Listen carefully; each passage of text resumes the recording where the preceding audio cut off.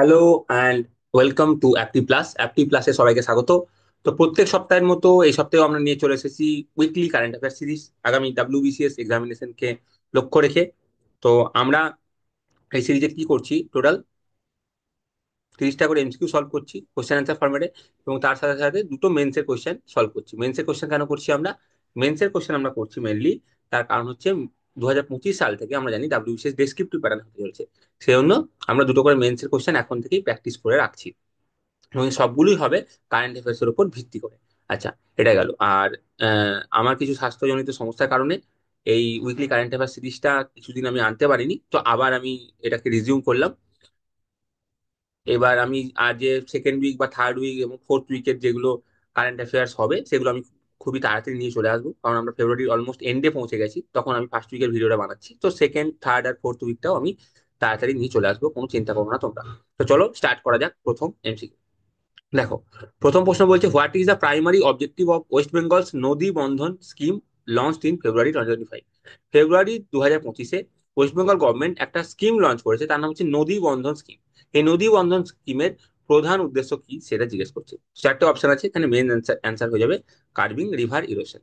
তো যে নদী বাঁধ আছে, সেই নদী বাঁধে রিভার ইরোশনটাকে বন্ধ করার জন্য এই Nadi Bandhan scheme West Bengal government launch করেছে। পরের প্রশ্ন দেখো, বলছে, what is India's first film made with the help of artificial intelligence? Artificial ইন্টেলিজেন্সের সাহায্য নিয়ে ভারতের প্রথম কোন ফিল্ম বানানো হলো? তো এটার অ্যান্সার হয়ে যাবে, দেখো, তোমার ইরা। ইরা হচ্ছে প্রথম এআই ফিল্ম ইন ইন্ডিয়া। আচ্ছা, এবার যদি আমরা আইরিস দেখি, এই যে আইরিস দেখি, আইরিস হচ্ছে আমাদের প্রথম টিচার এআই টিচার।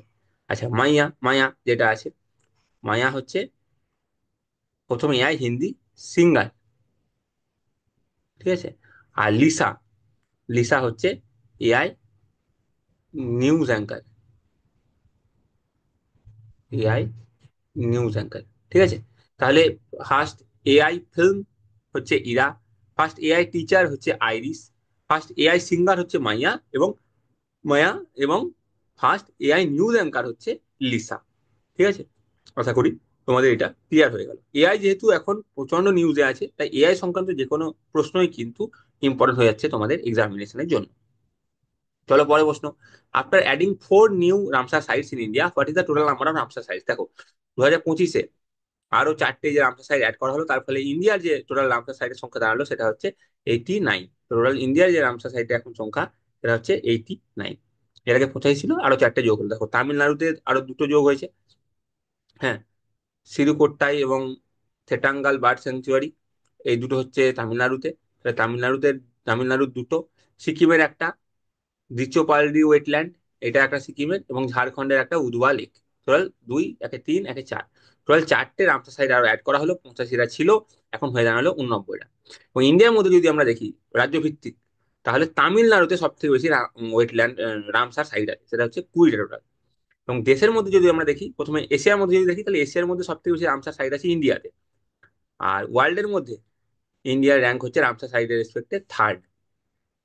এবার তোমরা আমাকে কমেন্টে লিখে বলবে যে রামসার সাইটে ওয়ার্ল্ডের টপ কান্ট্রি কোনটা, ওয়ার্ল্ডের টপ কান্ট্রি কোনটা, এটা তোমরা আমাকে কমেন্ট সেকশনে লিখে বলবে। আচ্ছা, এই সংক্রান্ত আরেকটা আমি জিনিস বলে দিচ্ছি তোমাদেরকে, সেটা হচ্ছে ফেব্রুয়ারি মাসের মেনলি 4টে দিন হচ্ছে ইম্পর্টেন্ট, 4টে ডে ইম্পর্টেন্ট।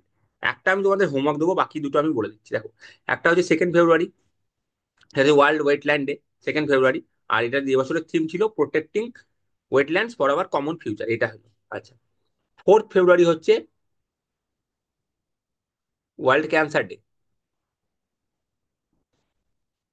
আর 1st ফেব্রুয়ারি একটা ইম্পর্টেন্ট ডে, সেটা আমরা কারোর একটা ফাউন্ডেশন ডে হিসাবে পালন করি।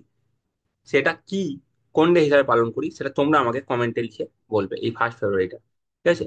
এবার তোমাদের দুটো কাজ আমি তোমাদের কমেন্ট সেকশনে লিখতে দিলাম। একটা হচ্ছে 1st ফেব্রুয়ারি কোন ডে, কোন ইম্পর্টেন্ট ডে, সেটা কার ফাউন্ডেশন ডে হিসাবে আমরা আহ, পালন করে থাকি, এবং রামসার সাইটের টপ কান্ট্রি কি আছে, সব থেকে বেশি রামসার সাইট আছে কোন দেশে বিশ্বের মধ্যে, সেটা। এই দুটো কোশ্চেন আমি তোমাদেরকে হোমওয়ার্ক হিসাবে দিলাম, তোমরা কমেন্টে লিখবে। চলো পরের প্রশ্ন দেখো। পরের প্রশ্ন বলছে, which former cricketer has been honored with the C.K. Naidu Lifetime Achievement Award by the Board of Control for Cricket in India, BCCI. BCCI CK Nayudu life time achievement award recently কাকে দিয়েছে? তো সচিন টেন্ডুলকরকে দিয়েছে। তো সচিন টেন্ডুলকর এ নিয়ে 21তম খেলোয়াড় হলেন যিনি এই অ্যাওয়ার্ডটা পেলেন। আচ্ছা, বাকি অপশন গুলো একটু দেখে নাও। আচ্ছা, বিসিসিআই এর বর্তমানে এখন প্রেসিডেন্ট কে আছেন? রজার বিনি। রজার বিনি হচ্ছেন বর্তমানে বিসিসিআই এর প্রেসিডেন্ট। আচ্ছা, গৌতম গম্ভীর হচ্ছে বর্তমানে মেন্স ক্রিকেট টিমের কোচ, মেন্স ক্রিকেট টিমের হেড কোচ। আচ্ছা, গৌতম গম্ভীরের আগে মেন্স ক্রিকেট টিমের হেড কোচ ছিলেন হচ্ছে রাহুল দ্রাবিড়। আচ্ছা, আর সৌরভ গাঙ্গুলি প্রাক্তন ভারতীয় দলের ক্যাপ্টেন ছিলেন এবং প্রাক্তন বিসিসিআই প্রেসিডেন্টও ছিলেন। তো এটা গেল এই প্রশ্নটা। আচ্ছা, এর পরের প্রশ্ন করার আগে আমি তোমাদেরকে একটা অ্যানাউন্সমেন্ট আছে সেটা করে দিচ্ছি। দেখো, এটা আমাদের টেলিগ্রাম গ্রুপের নাম, ডাব্লিউবিসিএস সাকসেস গাইড। এই টেলিগ্রাম গ্রুপে তোমরা কিভাবে জয়েন হবে? এই ভিডিও ডেসক্রিপশনে একটা লিঙ্ক দেওয়া আছে, সেই লিঙ্কে ক্লিক করলে তোমরা এই গ্রুপে অ্যাড হয়ে যাবে। এই গ্রুপের বিশেষত্ব কি? এই গ্রুপে আমরা কি করছি, ডেইলি প্র্যাকটিস কোশ্চেন রাখছি। ডেইলি প্র্যাকটিস কোশ্চেন, আমরা সকালবেলা একটা কোশ্চেন পোস্ট করছি মেন্সের, সেটা তোমরা সেই কোশ্চেনটার তোমরা অ্যান্সার লিখবে। সেই অ্যান্সারটা লেখার পর তোমরা এই গ্রুপে পোস্ট করবে। এই গ্রুপে পোস্ট করার পর তোমরা সেটা ইভ্যালুয়েশন পেয়ে যাবে এবং সন্ধ্যেবেলায় তোমরা এটার মডেল অ্যান্সার পেয়ে যাবে। তো আর দেরি না করে এই টেলিগ্রাম গ্রুপে এখনই তোমরা জয়েন হয়ে নাও। চলো, পরের প্রশ্ন দেখো। পরের প্রশ্ন বলছে, which company develop India's first hydrogen transport pipe? কোন কোম্পানি ভারতের প্রথম হাইড্রোজেন ট্রান্সপোর্ট পাইপ ডেভেলপ করেছে? তো এটা হচ্ছে টাটা স্টিল। টাটা স্টিল হয়ে যাবে হচ্ছে অ্যান্সার। দেখো, Tata steel one of India's leading steel manufacturing company এই হাইড্রোজেন ট্রান্সপোর্ট পাইপটা ডেভেলপ করেছে এবং এটা হচ্ছে ভারতের যে ক্লিন এনার্জির দিকে যে ট্রানজিশন, সেইটার দিকে একটা গুরুত্বপূর্ণ স্টেপ বলা চলে, important step towards clean energy transition. Clean energy transition যে ইন্ডিয়া করতে চায় তার সেই দিকে একটা ছোট্ট স্টেপ হলো এই হাইড্রোজেন ট্রান্সপোর্ট পাইপ ডেভেলপমেন্ট। আচ্ছা, এল অ্যান্ড টি কোম্পানি সম্পর্কে যদি বলি, এই কোম্পানি কিসের সাথে জড়িত ছিল আমরা জানি। আমাদের যে স্ট্যাচু অফ ইউনিটি আছে, ওয়ার্ল্ডের সব থেকে উঁচু স্ট্যাচু, সেইটা ডেভেলপমেন্টে এল অ্যান্ড টি ছিল। আচ্ছা, Reliance India limited, Reliance company আমরা জানি জামনগরে, গুজরাটের জামনগরে বিশ্বের সব থেকে বড় ডেটা সেন্টার তৈরি করতে চলেছে। হুম, ডেটা সেন্টার তৈরি করতে চলেছে। আর SAIL steel authority India limited, এটা হচ্ছে একটা মহারত্ন কোম্পানি। এটা হচ্ছে একটা মহারত্ন কোম্পানি। তাহলে দেখো, আমি শুধু কোশ্চেনটাই, পার্টিকুলার কোশ্চেনের অ্যান্সার তোমাদেরকে বলছি না, এই কোশ্চেন রিলেটেড যে যে অপশন আছে তার অ্যানালিসিস গুলো করে দিচ্ছি। তার মানে একটা প্রশ্ন থেকে তোমরা অনেকগুলো ইনফরমেশন পেয়ে যাচ্ছ। কারণ আমি কিন্তু জানি না যে আমি যে কোশ্চেনটা এমসিকিউ হিসেবে রাখছি সেটাই পরীক্ষায় আসবে, এটা না। বা রিলেটেড আমি যে ইনফরমেশন গুলো বলছি, সেই সমস্ত গুলো তোমরা যদি ঠিক করে মনে রাখো, ঠিক করে শোনো, তাহলে কিন্তু অ্যাজ এ হোল সেগুলো তোমাদের পরীক্ষার জন্য হেল্পফুল হবেই হবে। চলো, পরের প্রশ্ন, who won the ICC under 19 women's টি-20 ক্রিকেট ওয়ার্ল্ড কাপ টাইটেল? দেখো, আইসিসি আন্ডার 19 ওমেন্স টি-20 ক্রিকেট ওয়ার্ল্ড কাপ কোথায় হয়েছে, কোথায় আয়োজন করা হয়েছিল? মালয়েশিয়াতে আয়োজন করা হয়েছে। মালয়েশিয়াতে আয়োজন করা হয়েছে। এবং এটার উইনার হচ্ছে ভারত। ভারত পরপর দুবার এই টাইটেলটা জিতলো এবং ফাইনালে সাউথ আফ্রিকাকে হারিয়ে ইন্ডিয়া জিতলো। এবং যেটা বিশেষত্ব সেটা হচ্ছে ইন্ডিয়া এই টুর্নামেন্টে একটাও ম্যাচ হারেনি এই টুর্নামেন্টে, এবং এই টাইটেলটা জিতলো। যদি আমরা টি-20 ওয়ার্ল্ড কাপ 2024 মেন্স টি-20 ওয়ার্ল্ড কাপ 2024 দেখি, তাহলে ইন্ডিয়া যে জিতলো এই ওয়ার্ল্ড কাপটা, সেটাও ফাইনালে সাউথ আফ্রিকাকে হারিয়েছিল। এবং এটাতেও ইন্ডিয়ার বিশেষত্ব ছিল, ইন্ডিয়া কোনো ম্যাচ না হেরে চ্যাম্পিয়ন হয়েছিল। ইন্ডিয়া একটাও ম্যাচ হারেনি। ঠিক আছে। আচ্ছা, এখানে যদি আমরা দেখি ওম্যান, ওম্যানের যদি এশিয়া কাপ দেখি 2024-এর, ওম্যানের এশিয়া কাপ দেখি। আচ্ছা, আমরা যদি ওম্যানের এশিয়া কাপ দেখি, তাহলে 2024 সালে শ্রীলঙ্কা হয়েছে ওম্যান এশিয়া কাপের চ্যাম্পিয়ন। আচ্ছা, নিউজিল্যান্ড হচ্ছে 2024 সালে যে টি-20 ওয়ার্ল্ড কাপ হয়েছে, মেয়েদের যে টি-20 ওয়ার্ল্ড কাপ হয়েছে ওমেন্স, সেটা চ্যাম্পিয়ন হচ্ছে নিউজিল্যান্ড। এবং 2023 সালে যে মেন্স 50 ওভার ওয়ার্ল্ড কাপ হয়েছে, তার চ্যাম্পিয়ন হচ্ছে অস্ট্রেলিয়া। অস্ট্রেলিয়া ভারতকে হারিয়ে মেন্স 50 ওভার ওয়ার্ল্ড কাপের বিজেতা হয়েছে। তাহলে হয়ে গেল। দেখো, তাহলে এখন বারবার একই কথা বলছি, আমি কোশ্চেন একটা রাখছি কিন্তু সেই কোশ্চেন রিলেটেড বাকি যে ইনফরমেশন গুলো দিচ্ছি সেটা থেকে অনেকগুলো ইনফরমেশন তোমরা একসাথে পেয়ে যাচ্ছ। তাই ডিসকাশনটা তোমরা মন দিয়ে ভালো করে শোনো, এটা আমি বারবার বলছি। দেখো, অবিচুয়ারি থেকে কোশ্চেন আছে, রিসেন্টলি কোনো ইম্পর্টেন্ট পার্সোনালিটি যদি মারা যান, তাহলে সেখান থেকে প্রশ্ন আছে যে ইনি মারা গেছেন, উনি কিসের সাথে যুক্ত ছিলেন। তো সেরকমই একটা কোশ্চেন আমি রেখেছি। দেখো, রিসেন্টলি লতিকা কাট passed away, she is related to which field? Latika কার্ড কোন ফিল্ডের সঙ্গে যুক্ত ছিলেন? উনি একজন স্কাল্পটার ছিলেন। হুম। এবং ওনার যদি একটা বিখ্যাত কাজ আমরা দেখি, সেটা হচ্ছে দিল্লির জওহর ভবনে, দিল্লির জওহর ভবনে জওহরলাল নেহরুজির একটা 20 ফুট ব্রোঞ্জ স্ট্যাচু আছে, সেইটা হচ্ছে ওনার কাজ, ওনার একটা বিখ্যাত কাজ। পরের প্রশ্ন দেখো, পরের প্রশ্ন বলছে যে who has won the men's hockey India league title. এটা যেহেতু বেঙ্গল টাইগার জিতেছে সেই জন্য আমি এই কোশ্চেনটা রেখেছি। না হলে এই কোশ্চেনটা খুব একটা হয়তো ইম্পর্টেন্ট নয়, কিন্তু যেহেতু বেঙ্গল টাইগার জিতেছে ডাব্লিউবিসিএস এক্সামিনেশনের জন্য যেহেতু তোমরা পড়ছো, তাই আমি এটাকে রেখেছি, সেই জন্য এই কোশ্চেনটা রেখেছি। দেখো, Bengal tigers men's hockey India league title জিতেছে। হুম। এবং তারা ফাইনালে হায়দ্রাবাদ তুফানসকে হারিয়েছে, এবং ফাইনালে যুবরাজ সিং হ্যাট্রিক করেছে। তো চলো, নেক্সট কোয়েশ্চেন। নেক্সট কোয়েশ্চেন বলছে 13 joint military exercise Ekuverin started between Indian army and which country.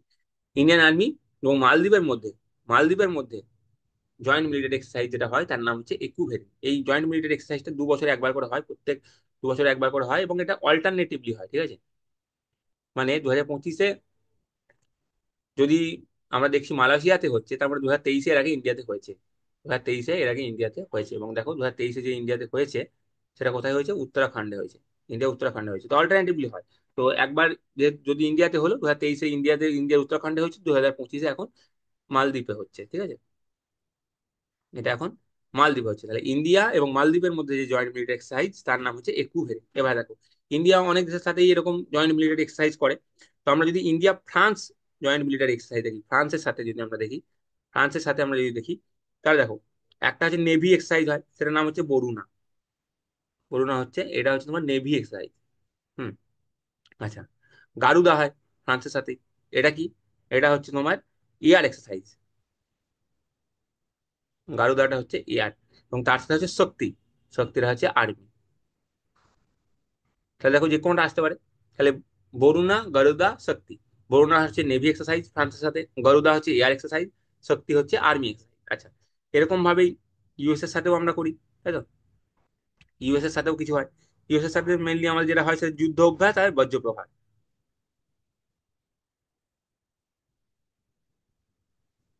যুদ্ধ অভ্যাস এবং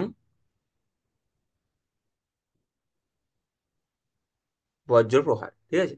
আর শ্রীলঙ্কার সাথে দুটো মেনলি হয়, সেটা হচ্ছে একটা হচ্ছে স্লিনেক্স এবং একটা হচ্ছে মিত্র শক্তি। একটা হচ্ছে স্লিনেক্স আর একটা হচ্ছে মিত্র শক্তি। তাহলে দেখো, একটা কোশ্চেন থেকে আমরা আবারও কতগুলো ইনফরমেশন পেয়ে গেলাম। ইন্ডিয়া মালদ্বীপ জয়েন্ট মিলিটারি এক্সারসাইজ হচ্ছে ইকুভেরিন। ফ্রান্সের সাথে হয় বরুণা, গারুদা, শক্তি। বরুণা হচ্ছে নেভি, গারুদা হচ্ছে এয়ার, শক্তি হচ্ছে আর্মি। ইউএস এর সাথে হয় যুদ্ধ অভ্যাস বজ্রপ্রহার, এবং শ্রীলঙ্কার সাথে হয় শ্রীনেক্স এবং মিত্র শক্তি। পরের প্রশ্ন দেখো, which ministry has receive the highest budget allocation in the budget of 2025-26। দেখো, ফেব্রুয়ারি ফার্স্ট উইক করছি, তো বাজেট থেকে অবশ্যই কোশ্চেন আমি কিছু রেখেছি। তো এবছরের বাজেটে ফান্ড সব থেকে বেশি বাজেট অ্যালোকেশন করা হয়েছে কোন মিনিস্ট্রিতে? তো কোন মিনিস্ট্রিতে করা হয়েছে? সেটা হচ্ছে ডিফেন্স মিনিস্ট্রিতে করা হয়েছে। দেখো, ডিফেন্স মিনিস্ট্রি কত পেয়েছে? 6.8 লাখ ক্রোড় পেয়েছে। এবং কোন মিনিস্ট্রি কত পেয়েছে সেটার একটা লিস্ট আমি দিয়ে দিয়েছি, তোমরা পরে এই পিডিএফ যখন ডাউনলোড করবে। আচ্ছা, এই পিডিএফটা তোমরা কোথা থেকে পাবে? এই ভিডিও ডেসক্রিপশনে লিঙ্ক দেওয়া থাকবে, সেই লিঙ্কে ক্লিক করলে তোমরা এই ভিডিওর এই যে ভিডিওর যে পিডিএফ, এই পিডিএফটা তোমরা ডাউনলোড করতে পারবে। তো এই পিডিএফটা তোমরা ডাউনলোড করে নিও এবং দেখে নিও। এটা আমি লিখে দিয়েছি বাকি কে কি কোনটা পেয়েছে। তো সব থেকে টপ হাইয়েস্ট টাকা পেয়েছে এই বছরের বাজেটে কোন মিনিস্ট্রি? সেটা হচ্ছে ministry of defence. 6.8 lakh crore টাকা পেয়েছে। আচ্ছা, ডিফেন্স মিনিস্টার কে আছেন তোমরা জানো? রাজনাথ সিং জি আছেন। হোম মিনিস্টার অমিত শাহ আছেন। ফিনান্স মিনিস্টার আছেন নির্মলা সীতারামন। ঠিক আছে, চলো পরের প্রশ্ন। Which scheme has been launched for the agricultural sector in budget 2025-2026। Budget, এবছরের বাজেটে এগ্রিকালচারের জন্য একটা স্কিম লঞ্চ করা হয়েছে, তার নাম কি? তো তার নাম হচ্ছে পিএম ধনধান্য কৃষি যোজনা। এই পিএম ধনধান্য কৃষি যোজনায় কি করা হবে? 100 খানা লো প্রোডাক্টিভিটি ডিস্ট্রিক্ট আইডেন্টিফাই করা হয়েছে। এই 100 খানা লো ক্রপ প্রোডাক্টিভিটি ডিস্ট্রিক্টে এই পিএম ধনধান্য কৃষি যোজনা লঞ্চ করা হবে। এবং এটার যে মেন উদ্দেশ্য সেটা হচ্ছে এগ্রিকালচারাল প্রোডাক্টিভিটিটা বাড়ানো। এবং তার জন্য ইরিগেশন ফেসিলিটি প্রোভাইড করা হবে, short term long term credit দেওয়া হবে। হ্যাঁ, ইরিগেশন ফেসিলিটি দেওয়া হবে। তো মেনলি এগ্রিকালচারাল প্রোডাক্টিভিটি ইনক্রিজ করা হবে 100 খানা যে লো ক্রপ প্রোডাক্টিভিটি ডিস্ট্রিক্ট আছে সেখানে। হুম।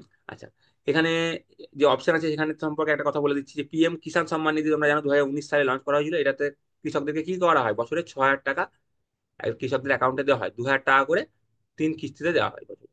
হুম, 6,000 টাকা দেওয়া হয়। আচ্ছা, এইটা একটা বলে রাখি পিএম মিত্র যোজনা সম্পর্কে, এটা কিন্তু টেক্সটাইল সেক্টরের সঙ্গে যুক্ত। তো অনেক সময় আসতে পারে কোশ্চেন যে পিএম মিত্র যোজনা কোন সেক্টরের সাথে যুক্ত। তো এটা কিন্তু এগ্রিকালচার না, এটা হচ্ছে টেক্সটাইলের সাথে যুক্ত। What is the fiscal deficit percentage of GDP in budget 2025-2026? আমি বললাম বাজেট থেকে আমি কয়েকটা কোশ্চেন রেখেছি, তো পরপর কয়েকটা কোশ্চেন আমি বাজেট থেকে এখন করাচ্ছি। দেখো, এবছরের বাজেটের যে ফিসকাল ডেফিসিটের পার্সেন্টেজ সেটা হচ্ছে 4.4%। আচ্ছা, ফিসকাল ডেফিসিট কনসেপ্টটা কি?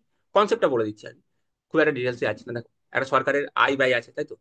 টোটাল এক্সপেন্ডিচার করে, আর টোটাল ইনকাম আছে।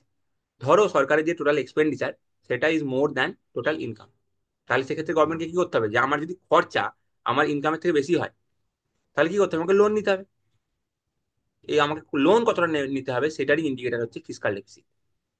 ঠিক আছে, তো আমার টোটাল এক্সপেন্ডিচার যদি আমার টোটাল ইনকামের থেকে বেশি হয়, সেক্ষেত্রে আমাকে লোন নিয়ে সেই ঘাটতিটা পূরণ করতে হবে, তা নাহলে তো হবে না, তাই না? আমার যদি সরকারের খরচ যদি হয় 120 টাকা, আর আমার যদি সরকারি ইনকাম হয় 100 টাকা, তার মানে 20 টাকার ঘাটতি আছে, এই 20 টাকাটা আমাকে মেকআপ করতে হবে। তাহলে আমি কি করবো, এই 20 টাকাটা লোন নেবো। তো এই যে 20 টাকা লোন নিচ্ছি, এটাই হচ্ছে ফিসকাল ডেফিসিটের কনসেপ্ট। ফিসকাল ডেফিসিট থেকে আমরা বুঝতে পারি যে গভর্নমেন্ট কত টাকা লোন নিতে চলেছে।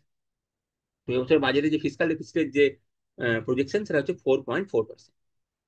পরের প্রশ্ন দেখো, বাপস অর্গানাইজেশন बोचा सनवासी अक्सर पुरुषोत्तम Swami Narayan BAPS organisation south আফ্রিকার লার্জেস্ট হিন্দু টেম্পল উদ্বোধন করলো। সাউথ আফ্রিকার কোথায়? এটা অ্যান্সার হয়ে যাবে হচ্ছে জোহানেসবার্গে এটা উদ্বোধন করলো। ঠিক আছে, দেখো দেখে নাও।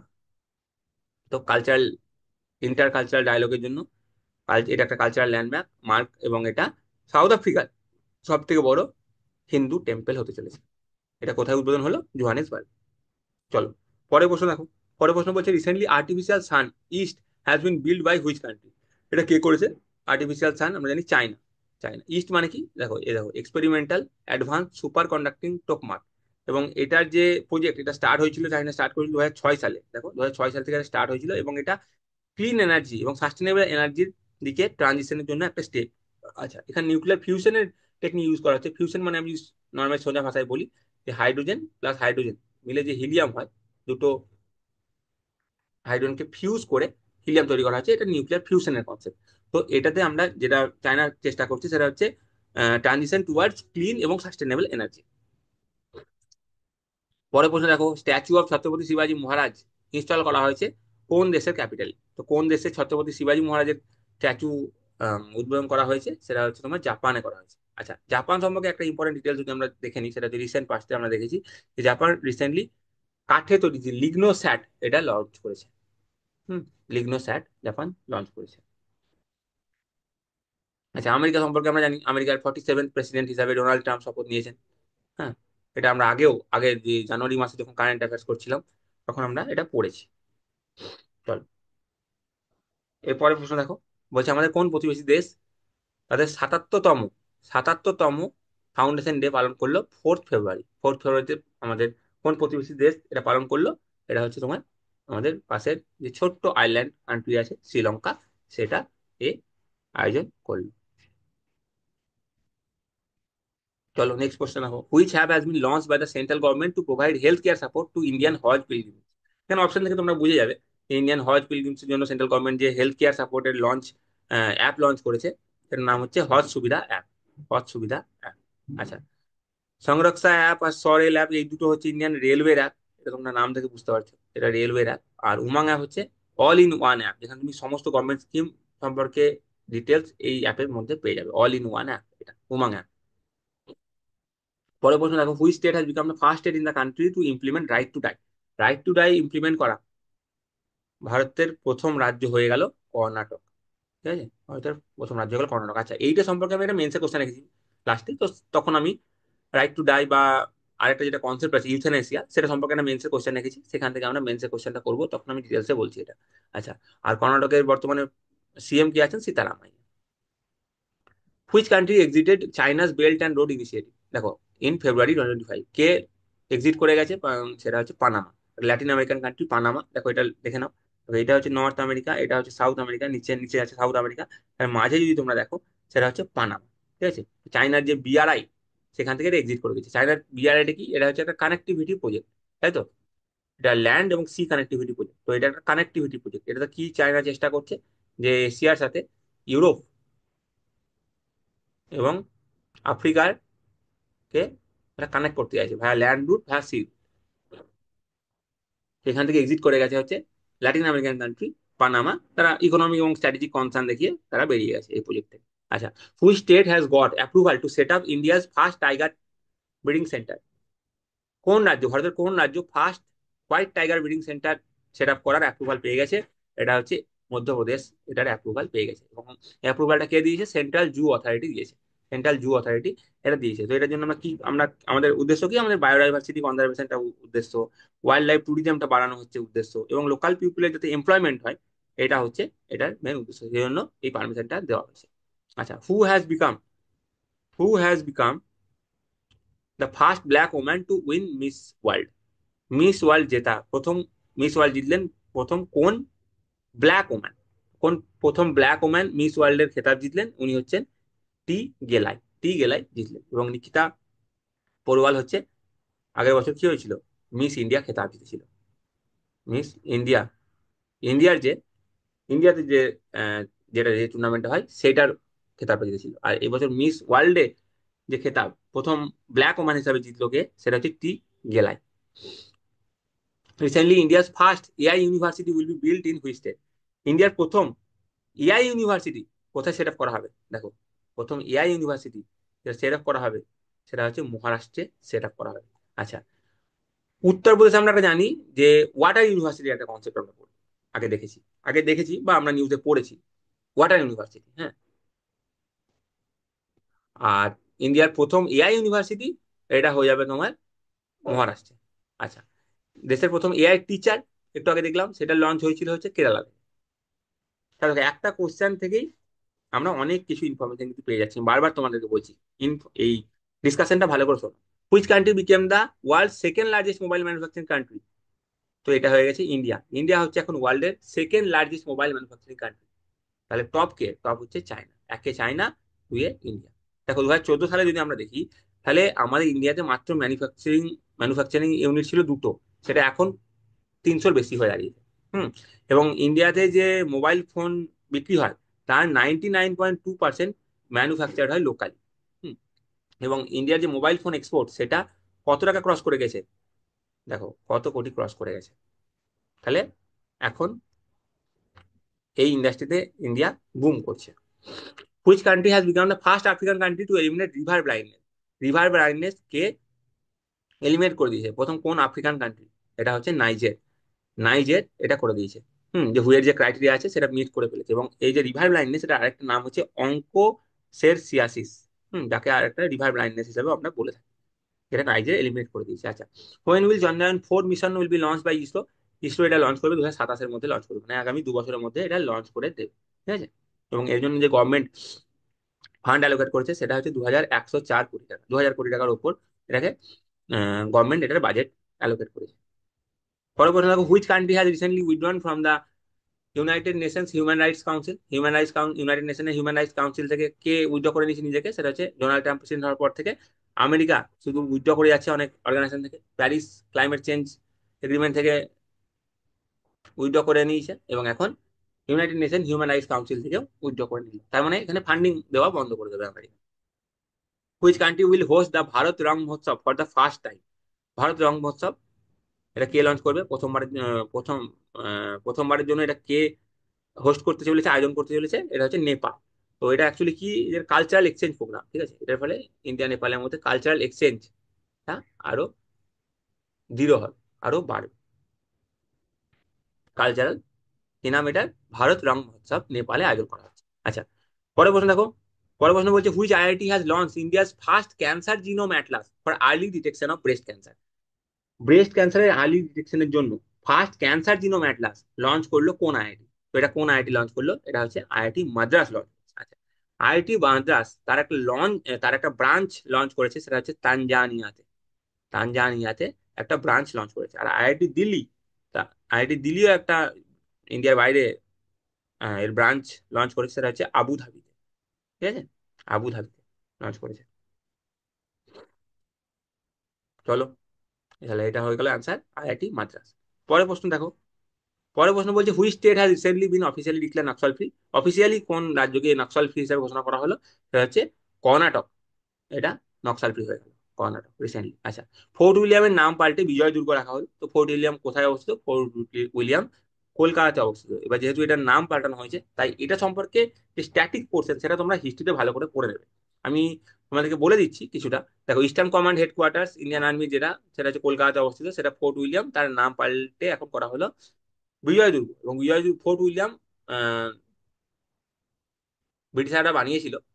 তো 1700-র আশেপাশে স্টার্টিং শুরু হয়েছিল, পরে এটাকে আরো রিনোভেট করা হয় এবং রিকনস্ট্রাক্ট করা হয়, এবং আলটিমেটলি যেটা রিনোভেট করা হয় এবং আলটিমেটলি যে রিকনস্ট্রাক্ট করা হয়, সেটা ফাইনালি গিয়ে সম্পূর্ণ হয় 1781 সালে। ঠিক আছে, তো এই ফোর্ট উইলিয়াম সম্পর্কে তোমরা একটু ডিটেলস বা ইম্পর্টেন্ট ফোর্টস যেগুলো ব্রিটিশারদের ছিল, সেটা সম্পর্কে একটু স্ট্যাটিক পোর্শন তোমরা হিস্ট্রিতে পড়ে নেবে, কারণ যেহেতু ফোর্ট উইলিয়ামের নামকরণটা চেঞ্জ করা হলো, নামটা চেঞ্জ করা হলো, সেই কথা আমি বলছি। আচ্ছা, তাহলে 30টা এমসিকিউ আমরা সলভ করে নিয়েছি। এবার আমরা কি করব? এবার দুটো মেন্সের কোশ্চেন করবো। ঠিক আছে, চলো প্রথম কোশ্চেন। আমি বললাম রাইট টু ডাই নিয়ে আমি কোশ্চেন রেখেছি। দেখো, recently the Karnataka government has implemented the right to die with dignity concept. এই কনটেক্সটে একটা কোশ্চেন রেখেছি, discuss various dimension of euthanasia.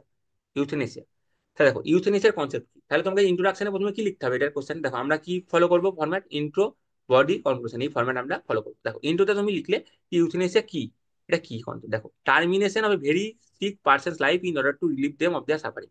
একটা মানুষ, কোন একটা মানুষ আছে, সে ধরো কোমায় চলে গেছে। ঠিক আছে, কোনো একটা পার্সেন্ট আছে, ধরো কোমায় চলে গেছে। ঠিক আছে, এবং ডাক্তাররা বলে দিয়েছে যে এর বাঁচার চান্স খুবই কম, ভেরি লেস। ঠিক আছে, বাঁচার চান্স খুবই কম, এবং এনাকে বাঁচিয়ে রাখার জন্য যে খরচ, সে কস্টটা ভেরি হাই। ঠিক আছে, এই কস্ট ভেরি হাই, এবং তার সাথে এই পার্সনের প্রচুর সাফারিং হচ্ছে। হ্যাঁ, ফিজিক্যাল সাফারিং হচ্ছে। তারপরে এর যে ফ্যামিলি আছে, তাদেরও মেন্টাল অবস্থা খারাপ, তাদেরও খরচাপাতি বাড়ছে, তাদের ইকোনমিক কন্ডিশন খারাপ হয়ে যাচ্ছে।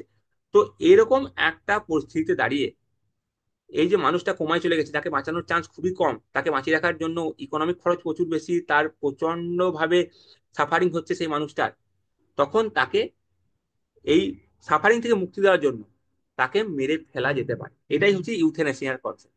এবং ইউথেনেসিয়া হচ্ছে দু প্রকারের, একটা হচ্ছে অ্যাক্টিভ, একটা প্যাসিভ।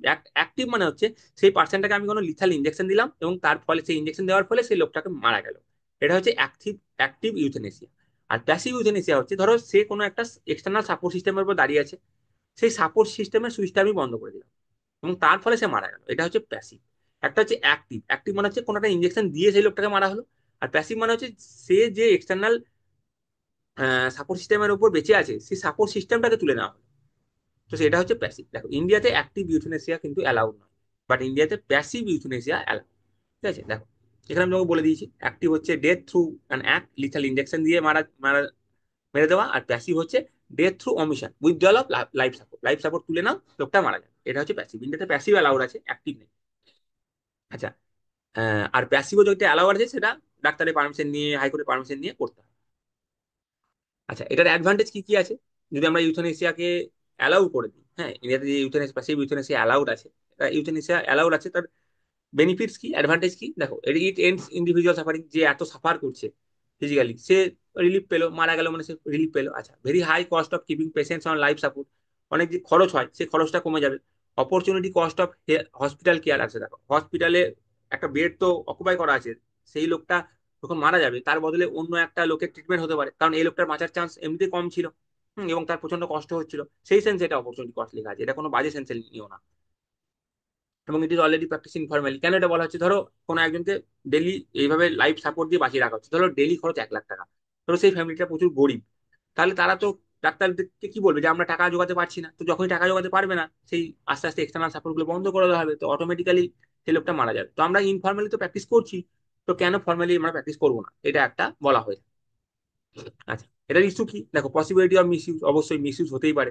হয়তো কোনো ধরো ফেমাস পার্সোনালিটি আছে, সে হয়তো কমায় চলে গেছে, বা সে ডাক্তারের সঙ্গে হয়তো কোনো রাইভাল গ্রুপ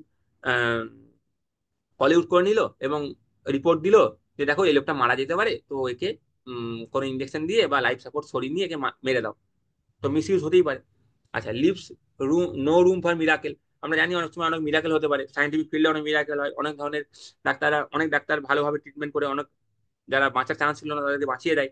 কিন্তু তাকে যদি আমরা অলরেডি মেরে দিচ্ছি সেই লোকটাকে লাইফ সাপোর্ট উইথড্র করে নিয়ে, তাহলে সেই মিরাকেল হওয়ার চান্স গুলো কমে যাচ্ছে। আচ্ছা, can adversely affect research on crippling disease? Crippling ডিজিজের জন্য অনেক রিসার্চ করা হয়, তো তখন এইসব পেশেন্টকে কাইন্ড অফ গিনিপিগের মতো ইউজ করা হয়। হ্যাঁ, এটাকে তোমরা খারাপ সেন্সে নিও না। তো আহ, সেই রিসার্চ গুলো কিন্তু হ্যাম্পার হয়ে যাবে, কারণ সেই লোকটাকে যদি আমরা মেরে দিই।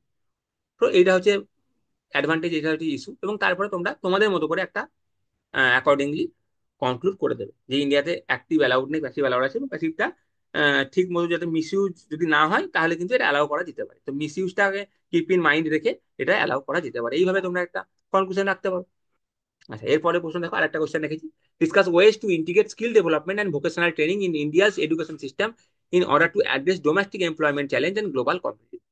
ঠিক আছে, তো দেখো এখানে তুমি ইন্ট্রোডাকশনে যেটা বলবে, দেখো এটা প্রশ্নটা যেটা হচ্ছে স্কিল ডেভেলপমেন্টের উপর আর ভোকেশনাল ট্রেনিং এর উপর যে কোশ্চেন বলা হচ্ছে যে ইন্ডিয়ার এডুকেশন সিস্টেমকে কিভাবে স্কিল ডেভেলপমেন্ট এবং ভোকেশনাল ট্রেনিং এর সাথে ইন্টিগ্রেট করা উচিত, যার ফলে যে এমপ্লয়মেন্টের প্রবলেম আছে সেটা দূর করা হবে এবং ইন্ডিয়া গ্লোবালি কম্পিট করতে পারবে।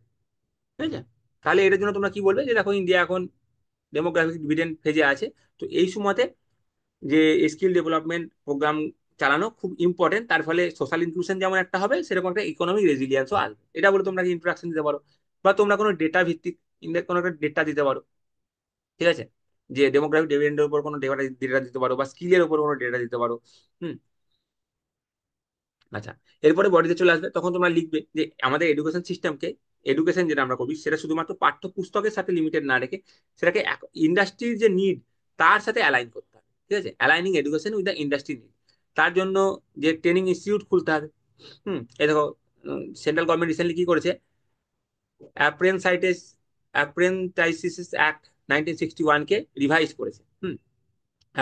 অ্যাপ্রেন্টাইসিপ অ্যাক্টকে রিভাইজ করেছে, ট্রেনিং ফ্রেমওয়ার্ককে আরো স্ট্রেনদেন করার জন্য। আচ্ছা, ফিনান্সিয়াল সাপোর্ট দেওয়া হবে, স্কিল লোন স্কিম আছে, দেখো স্কিল লোন স্কিম, এটাতে কি করা এক্সপেক্ট করা হচ্ছে যে 25,000 স্টুডেন্ট অ্যানুয়ালি এটা থেকে বেনিফিট পাবে। তারপরে তোমরা জানি প্রধানমন্ত্রী কৌশল বিকাশ যোজনা আছে, এটাকে আরো স্ট্রেনথেন করতে হবে, সমস্ত এরিয়ায় এটাকে নিয়ে যেতে হবে। স্কিল ইন্ডিয়া ডিজিটাল হাব আছে, এটার ওপর তোমরা লিখতে পারো। গ্লোবাল স্কিলস হাবের ওপর লিখতে পারো। তো সবই আমি কভার করে দিচ্ছি, তার ফলে কি হবে, তোমাদের যে এমপ্লয়মেন্ট চ্যালেঞ্জ এটার সমস্যার সমাধান হবে এবং গ্লোবাল কম্পিটিভনেস এর সমস্যার সমাধান হবে। তাহলে আমাদের যে ডেমোগ্রাফিক ডিভিডেন্ড আছে, সেই যে ডেমোগ্রাফিক ডিভিডেন্ড যে ইউথ আছে, তাকে যদি তুমি স্কিল ডেভেলপমেন্ট দাও, তার যদি ভোকেশনাল ট্রেনিং দাও ঠিক করে, তার মানে তার এডুকেশন সিস্টেমটার সাথে তুমি যদি স্কিলকে জুড়ে দাও, তার এডুকেশন সিস্টেমের সাথে যদি ভোকেশনাল ট্রেনিংকে জুড়ে দাও, তাহলে আমাদের যে এমপ্লয়মেন্ট চ্যালেঞ্জ আছে সেটা একটা কমবে, কারণ তারা ইন্ডাস্ট্রির উপযোগী হয়ে উঠবে। তো ইন্ডাস্ট্রি ইন্ডিয়ার সাথে যখন মিট করবে, তখন তারা এমপ্লয়মেন্ট পাবে, এবং যখন এই সমস্ত কিছু হবে তখন ইন্ডিয়া গ্লোবালি কম্পিট করতে পারবে। তো আমাদের যে লক্ষ্য বিকশিত ভারত হওয়া বা 47 সালের মধ্যে ডেভেলপ কান্ট্রি হওয়া, সেইটার লক্ষ্যে কিন্তু এই ডেমোগ্রাফিক ডিভিডেন্ডকে হারনেস করা, এটাকে কাজে লাগানো কিন্তু খুবই ইম্পর্টেন্ট। এবং এটা তখনই কাজে লাগবে যখন আমরা আমাদের ইউথকে স্কিল দিয়ে আরো তাদেরকে স্ট্রেনথেন করবো, এবং যখনই তাদেরকে স্কিল দিয়ে দেবো, আমাদের দেশের ইকোনমিক গ্রোথ হবে, আমাদের দেশের সোশ্যাল ইনক্লুশন হবে। এই বলে তোমরা কনক্লুড করে দিতে পারো অ্যাকর্ডিংলি। তো তাহলে আজকে আমরা 30টা এমসি করলাম, দুটো মেন্সের কোশ্চেন করলাম। আমরা পরের যে February second week, February third week, February fourth week, এগুলো খুব তাড়াতাড়ি চলে আসবো, কারণ আমরা ফার্স্ট উইকটা আনতে একটু দেরি করলাম। তো আমরা পরে ওগুলো খুব তাড়াতাড়ি নিয়ে আসছি। তো থ্যাংক ইউ ভিডিওটা দেখার জন্য।